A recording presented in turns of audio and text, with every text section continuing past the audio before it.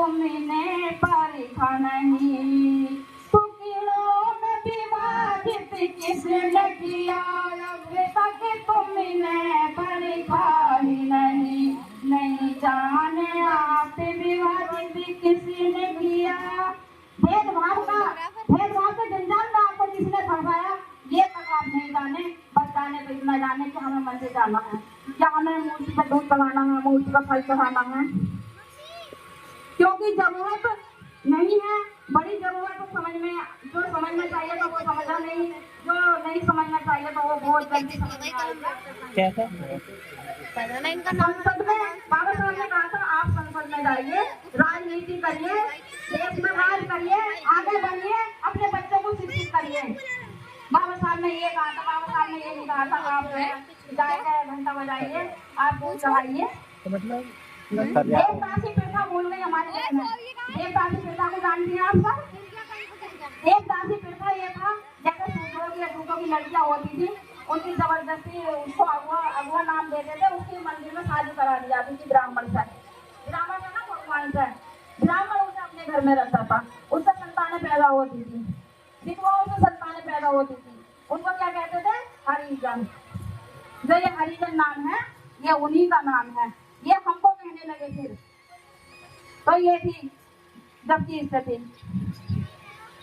तुमने जैसे पैसा कमाया वो जबरदस्ती छीन लिया जाता था। हम कोई पैसा कमा जाए हमारे समाज में, उस पैसे को जबरदस्ती, तुम्हें धन रखने का कोई अधिकार नहीं था। अपमान सहने पड़ते थे, लेकिन जबरदस्ती सब कुछ छीन लिया जाता था। डॉक्टर भीमराव अंबेडकर जी ने की जब कृपा हुई, हम पढ़े लिखे अफसर मिले, उन्होंने संविधान लिखा, संविधान के लिखने से हमें नौकरियां मिली, अधिकार मिले, तो हम आगे बढ़े।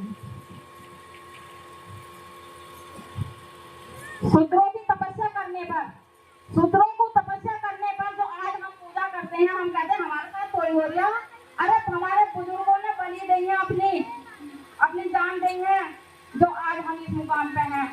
शूद्रों की तपस्या करने पर प्रमुख ऋषि तपस्या कर रहे थे, जिसको हम भगवान मानते हैं। आपको मैं ये बताना चाह रही हूँ, जिसको हम भगवान राम कहते हैं, तो श्री राम ने उसके सम्मुख ऋषि की गर्दन काट दी थी। किस वजह से? कि वो बस तपस्या कर रहे थे भगवान के नाम की। तो एक ब्राह्मण ने कह दिया कि ये जो है तपस्या कर दिया, इसके वजह से फला का बेटा मर गया। इसी वजह से भगवान ने, मतलब तो भगवान को तो पता होना चाहिए था, लेकिन उसकी गर्दन काट दी। उसके आगे एकलव्य ने अपना ज्ञान अर्जित किया, शिक्षा अर्जित की, तो उसका अंगूठा कटवा लिया गया। ये बात हमारी बहनें भूल गई। पहले बाल विवाह होता था, बाल विवाह में 5 साल में शादी हो जाती थी। उसके बाद उसके पति मर जाता था तो जिंदा उसके पति के साथ जला दिया जाता था। ये बात हमारी बहनें भूल गई।